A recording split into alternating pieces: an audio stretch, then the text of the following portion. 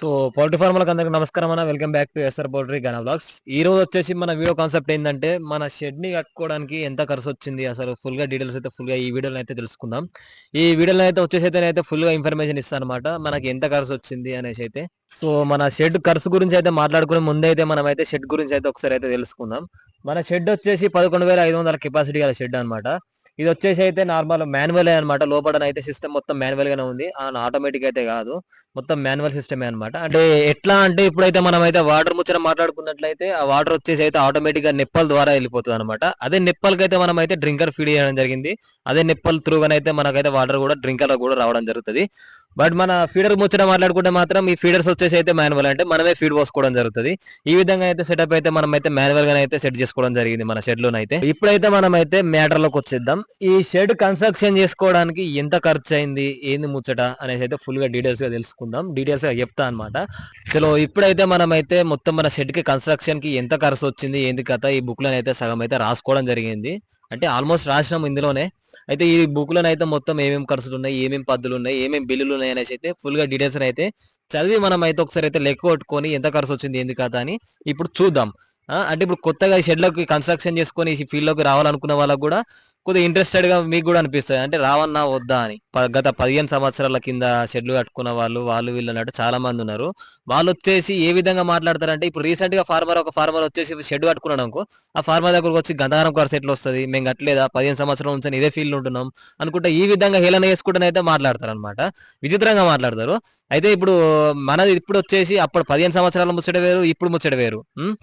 అంటే కాలం పెరుగుతున్నా కొద్దీ అన్నట్టు పైపుల మీద, దానిల మీద, దీనిల మీద, రేగుల మీద అన్నట్టు ఖచ్చితంగా రేట్లు పెరుగుతూనే ఉన్నాయి. ఒకటే తిరగానైతే లేదు కదా. అయితే అవన్నీ ముచ్చట్లన్నీ పక్క పెట్టేస్తే ఇప్పుడైతే రియాలిటీగా అయితే మనం అయితే తెలుసుకుందాం మన షెడ్కి ఎంత ఖర్చు వచ్చింది ఏంది కదా అని ఫుల్ గా డీటెయిల్స్ గా తెలుసుకుందాం. అండ్ మీకు కూడా డౌట్ రావచ్చు, ముచ్చట్ల నార్మల్ గా చెప్తే కూడా ఏ సొల్లుతి అంతే గింత చెప్తారు కావచ్చు అనుకోవచ్చు. కాకపోతే నేను ఇవన్నీ మన షెడ్ కన్స్ట్రక్షన్ అవుతున్నప్పుడు నేను అన్ని బిల్లులు అన్ని రాసుకోవడం జరిగింది. మన ఒక బుక్ లోనైతే ఎంత ఖర్చు వస్తుంది ఏంది కథ అని ఈ బుక్ లోనైతే మొత్తం ఫుల్ గా డీటెయిల్స్ రాసుకోవడం జరిగింది. అంటే కొన్ని మట్టుకైతే రాయడం జరిగింది, అంటే పూర్తిగా మొత్తం అయితే రాయలేదు. బట్ చూద్దాం ఇప్పుడు ఎంత ఖర్చు వచ్చింది ఏంది కథ అని చూద్దాం. మీకు కూడా ఐడియా వస్తుంది, కొత్త కట్టుకున్న వాళ్ళకి కూడా ఐడియా వస్తుంది, పాతగా ఉన్న వాళ్ళకి కూడా ఐడియా వస్తుంది. అట్లా ఇప్పుడైతే చూసుకోవచ్చు. నేనైతే నార్మల్ గా అయితే ఏం చెప్పట్లేదు, ఇవన్నీ రాసుకున్నాయే. ఎంత ఖర్చు వచ్చింది ఏంది కథ అని చిల్లర ఖర్చులు ఇవి ఇంకా పోయి.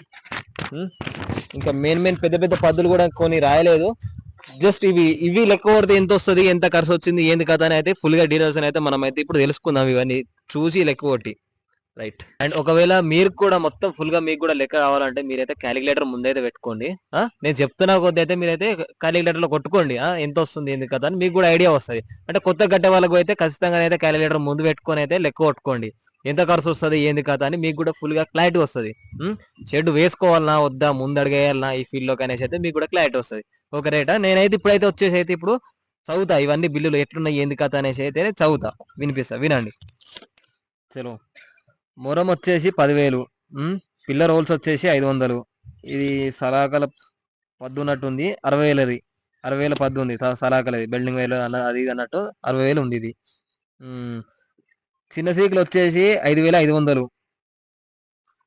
చిన్న సీకులు వచ్చేసి మళ్ళీ 38,800 రూపాయి.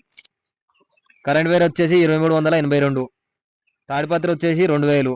ఇసుక 1,10,000. కంకర 6,600. సిమెంటు 21,420. పైపులు 475. Pillar holes 10,000. తట్టలు పారలు 2,150 రూపాయలు. Pillar holes 4,500. సపోర్ట్ కట్టెలు 3,000. Linemen current linemen 4,500. రింగులు 5,000. Current wire 800. సిమెంటు 1,39,500. సిమెంటు అమాలోలకి 4,000. సన్న కంకర 13,000. పిల్లర్ పొక్కలు 19,000. పిల్లర్ పైపులు 11,500. సలాక 1,500. Water pipe 1,000. కంకర 13,000. Bending wire 1,000. గనేటు 10,000. కంకర 8,000. కరెంటు 10,000. మొరం 9,700. సలాక 9,651. కంకరకి 20,000. ఫారంకి పైపులు అంటే ట్రస్లు అనుకుంటా మేబీ. ట్రస్లే. 4,28,827.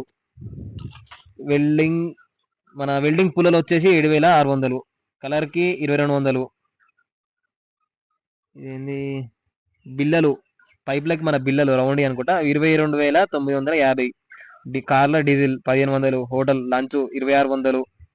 డిసెం కిరాయి 6,000. ఇటుక 24,000. సలాక 1,200. దోయించు డమ్మీలు 600. డస్ట్ 9,790 రూపాయలు.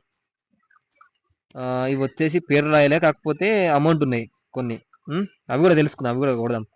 2,060. 2,450. 1,870. 2,450. 1,900. కరెంటుకి వచ్చేసి కరెంట్ అని ఉంది 3,786. సలాకకు వచ్చేసి 22,654. ఇది వచ్చేసి 1,800 ఒకటి ఉన్నది. 1,840 ఒకటి. 1,841. Slab Miller 12,000. దావత్కి 3,000. 2,480. 2,640.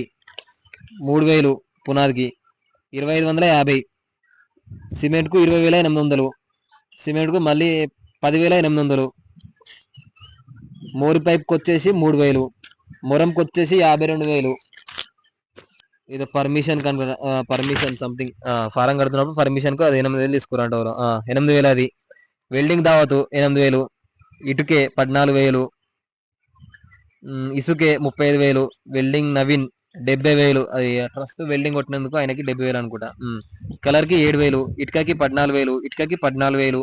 Current pipe మెటీరియల్కి 3,645. 40 బ్యాగులు సిమెంటు 12,000. 22 బ్యాగులు సిమెంటు 7,480. రేకులు 2,23,200. దానికి నట్లు 20,000. మళ్ళీ రేకులు 15,080.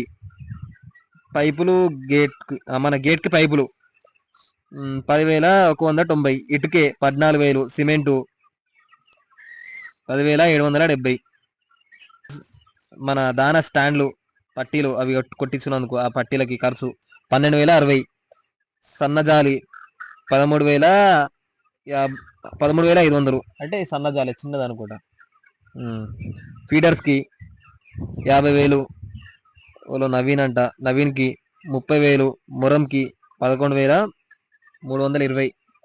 సిమెంటు 11,100. ఇటుకలకి 8,500. ఇసుకకి 5,500. పీవీసీ పైప్లకి 1,485. పీవీసీ పైప్లే మళ్ళీ ఇవి కూడా 2,000. ఒకటి 760. ఒకటి 1,370. ఫారం డోర్లకి 30,000. నెప్పల్స్కి మన వాటర్ నెప్పల్కి 1,20,920. రేకులకి 9,000 సంథింగ్. ఇదేదో రేకులని ఉంది మళ్ళీ ఇంకోటి 9,830. వెంకటేశ్వర ఫీడర్లకి 30,000. ఇదంతా ఇప్పటికీ నార్మల్ ఇట్లా ఇట్లా ఈ ఖర్చు అయింది. దీనికి అంటే చిన్న చిన్న సగం సగం ఖర్చులు ఇంకా ఇవి కూడా పోయి అంటే మొత్తం అయితే ఫుల్ గా రాయలేదు. అంటే మన తోచిన కాడికి మనకి బుద్ధి పుట్టినప్పుడు అయితే రాసుకోవడం జరిగింది. ఇప్పటికి దీనికి ఈడికి లెక్క కొడితేనేమో ఇంత చూద్దాం లెక్క కొట్టి. అండ్ మళ్ళీ మన ఫారం కట్టడానికి, మన బిల్డింగ్ ఆడ రూమ్ కట్టడానికి, మన ఫారం సైడ్లకి పిల్లలు పోసుడు అవంతా ఆ వర్క్ వచ్చేసి ఆయన వచ్చేసి 4 లక్షలు తీసుకోవడం, 4 లక్షలకి మాట్లాడుకోవడం జరిగింది. అది వచ్చేసి 4 లక్షలు అనమాట. ఇప్పటికైతే ఇవైతే లెక్క కొడదాం ఎంత వచ్చింది ఏం కథ అని. సో ఇప్పటికైతే మనం అయితే ఈ బుక్ లో రాసుకున్న దాని ప్రకారం అయితే చూసుకున్నట్లయితే మనకైతే దగ్గర దగ్గర ఎంత వచ్చిందంటే మొత్తం వచ్చేసి 20 లక్షలన్నర ప్లస్ అయితే రావడం జరిగింది. మళ్ళీ దీనికైతే మనం అయితే మేస్త్రిది మన షెడ్ కట్టడానికి మేస్త్రి ఉంటాడు కదా, మన షెడ్ ని బిల్డింగ్ ని కన్స్ట్రక్షన్ చేయడానికి అయితే మేస్త్రి మాట్లాడుకున్నాం కదా. ఆ మేస్త్రికి ఎంత అంటే 4 లక్షలు తీసుకోవడం జరిగింది. ఆయన అయితే 4 లక్షలకు మాట్లాడుకోవడం జరిగింది. ఈ 20 లక్షలకైతే మనం అయితే 4 లక్షలు అయితే యాడ్ చేద్దాం. 24 లక్షలు అయితే నిండింది దగ్గర దగ్గర. ఇంతే కాదు, ఇంకా నేను చెప్తా ఇంకా ఖర్చులు ఉన్నాయి. 24 లక్షలలో అయితే కంప్లీట్ కాలేదు, ఇంకా ఉన్నాయి. మనం చాలా మటుకు రాసుకోలేదు, అంటే బుక్ లో రాసుకోలేదు. ఓన్లీ రాసుకున్న దాని మట్టి అయితే మనం అయితే లెక్క కొడితే 20 లక్షలన్నర వచ్చింది. 24 లక్షలన్నర వచ్చింది. అయితే ఇప్పుడు చూసుకున్నట్లయితే మనం అయితే ఏమేమి రాసుకోలేదంటే, ఇది ప్రజెంట్ ఇప్పుడు ఈ మొరం ఉందా, ఈ మన షెడ్ ది మొరం, ఇది వచ్చేసి పొలం అనమాట. ఫస్ట్ పొలం అంటే గ్రౌండ్ లెవెల్, అంటే చాలా లోతులో ఉండే, అంటే చూసుకోవచ్చు ఆ విధంగా ఉండే. ఆ విధంగా ఉంటే మనమైతే ఈ విధంగా రోడ్ లెవెల్ అయితే కొట్టించుకోవడం జరిగింది. దానికి కూడా దగ్గర దగ్గర దాదాపుగా చాలా ఖర్చు వచ్చింది మనంకైతే. అండ్ నెక్స్ట్ వచ్చేసి మన ఫారంకి అయితే తాడిపత్రులు సైడ్ పాయింట్ కవర్లు ఉంటాయి కదా, అది కూడా రాసుకోలేదు మనం కూడా లెక్కల. ఆ సైడ్ కవర్లు మళ్ళీ నెక్స్ట్ వచ్చేసి లోపల సీలింగ్ కవర్స్ కూడా మనం అయితే చెప్పుకోలేదు, దాని గురించి కూడా రాసుకోలేదు బుక్ లోనైతే. అండ్ లోపల వచ్చేసి మళ్ళీ మనకి డ్రింకర్స్, నిప్పల్స్ అంటే చెప్పుకున్నాం రాసుకున్నాం, కాకపోతే డ్రింకర్స్ అయితే రాసుకోలేదు.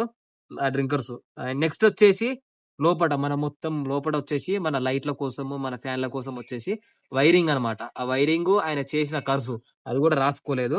అండ్ లోపట ఫ్యాన్లు దాన్ని కూడా రాసుకోలేదు. అండ్ పైన స్ప్రింక్లర్, మన షెడ్ పైన స్ప్రింక్లర్, ఎండాకాలం వచ్చినప్పుడు మన స్ప్రింక్లర్ ఆన్ చేసుకోవడం జరుగుతుంది కాబట్టి స్ప్రింక్లర్ పెట్టించుకోవడం జరిగింది కదా, అది కూడా లెక్కలో రాసుకోలేదు. అండ్ స్ప్రింక్లర్ కోసం మళ్ళీ మన అక్కడ లాస్ట్ లో సంప్ ఉంటుంది, ఆ సంప్ కి మనకి మోటార్ కావాల్సి ఉంటుంది కాబట్టి ఆ మోటార్ ముచ్చట కూడా మనం అయితే రాసుకోలేదు బుక్ లోనైతే. అండ్ నెక్స్ట్ వచ్చేసి చిక్ డ్రింకర్లు చిక్ ఫీడర్లు ఇది కూడా రాసుకోలేదు. అండ్ ఫారం లోపల వచ్చేసి స్ప్రింక్లర్ కూడా పెట్టడం జరిగింది, అదైతే వేస్ట్ అయిపోయింది అనమాట, మనం అయితే యూజ్ చేస్తలేము. ఎందుకంటే వాడు అడ్డం దొడ్డం కలిపేసిపోయిండు, అంటే మన ఫ్యాన్లకి స్ప్రింక్లర్లు వాటర్ పడేటట్టు అయితే అట్లా ఫిక్స్ చేసిపోయినాడు, అందుకే దాని అయితే యూజ్ చేస్తలేము, అది కూడా రాసుకోలేదు స్ప్రింక్లర్లు. అండ్ పార్టిషన్ రేకులు, దాన్ని కూడా ఖర్చు కూడా రాసుకోలేదు. మళ్ళీ పార్టిషన్ జాలీలు, మళ్ళీ మన బ్లూడింగ్ సెక్షన్ లో వచ్చేసి అయితే మనమైతే డ్రమ్ములు పెట్టుకున్నాం కదా, దాన్ని కూడా రాసుకోలేదు. ఇట్లా చాలా చాలా మిస్ అయినాయి అనమాట. ఇప్పుడు నార్మల్ గా మనకు గుర్తుకున్న మట్టుకైతే రాసుకున్న దానికైతే దగ్గరనైతే 20,00,000 ప్లస్ వచ్చింది ఖర్చు. ఆ మేస్త్రితో 24 లక్షలు. ఇప్పుడు మనం చదువుకున్న అవన్నీ అయితే రాసుకోలేదు. అంటే దాదాపు దగ్గర మన షెడ్ మొత్తం 11,500 షెడ్ మొత్తం కంప్లీట్ గానికి దగ్గర మనకు వచ్చేసి 30 లక్షల దాకా అయిందనమాట. ఇది చెప్తే నమ్మరు. అంటే ఎవరు నమ్మరంటే గత 15 సంవత్సరాల కింద 10 సంవత్సరాల కింద కట్టిన ఫార్మర్స్ ఎవరైతే ఉంటారో వాళ్ళైతే నమ్మరు. అంటే వాళ్ళు ఏ విధంగా అంటారంటే, ఎందుకు నమ్మరంటే వాళ్ళొచ్చేసి మేము కట్టలేదా 15 సంవత్సరాల నుంచి ఈ ఫీల్డ్‌లోనే ఎక్స్‌పీరియన్స్‌తోని ఉన్నాం మేము. ఎక్స్‌పీరియన్స్‌తోని ఇదే వర్క్ చేస్తున్నాం మేము. 15 సంవత్సరాల క్రితం మాకు 2 షెడ్‌లున్నాయి, 20,000 షెడ్‌లున్నాయి, ఆ షెడ్‌లున్నాయి, ఈ షెడ్‌లున్నాయి అనుకుంటా మాట్లాడతాం. అప్పుడు కట్టింది వేరుంటది, ఇప్పుడు కట్టుకుంది వేరుంటది. మీరు చెప్పేది 15 సంవత్సరాల ముచ్చట. ఇప్పుడు నేను ప్రెజెంట్ 4 సంవత్సరాల ముచ్చట చెప్తేనే నాకు దగ్గర 11,500 కెపాసిటీ గల షెడ్‌కొచ్చేసి 30 లక్షల దాకా వచ్చింది. అట్లుంటది రియాలిటీ అనేది. సో మీరు కూడా కొత్తగా రావాలనుకున్న వాళ్ళైతే కొద్దిగా ఆలోచించి ఈ రంగంలోకైతే దూకండి. ఎందుకంటే పెద్ద ఎత్తున ఉంటది కాబట్టి బడ్జెట్ వన్ టైమ్ ఇన్వెస్ట్‌మెంట్ కాబట్టి చూసుకొని చేసుకోవాల్సినవి ఉంటది కాబట్టి జర చూసుకొని రావన్నా వద్దనేది చాలా 10కి 100 సార్లు డిసిజన్ తీసుకున్న తర్వాతనే, ఆలోచించిన తర్వాతనే, డిసిజన్ తీసుకున్న తర్వాతనే ఈ ఫీల్డ్‌లోకైతే రండి. అట్లా ఈ విధంగానైతే ఖర్చులు మాత్రం బీభత్సంగా ఉంటాయి. చలో రైట్ ఫార్మర్స్, ఉంటా మరి. ఇప్పటికైతే వీడియోనైతే క్లోజ్ చేస్తున్నా. మీకు ఇన్ఫర్మేటివ్ అనిపిస్తేనే లైక్ చేయండి. మళ్ళీ మన నుంచి ఏమన్నా ఇన్ఫర్మేషన్ ఉంటది అనిపిస్తేనే సబ్స్క్రైబ్ చేసుకోండి, లేకపోతే లేదు లైట్ తీసుకోండి. రైట్ మరి, ఉంటా మరి.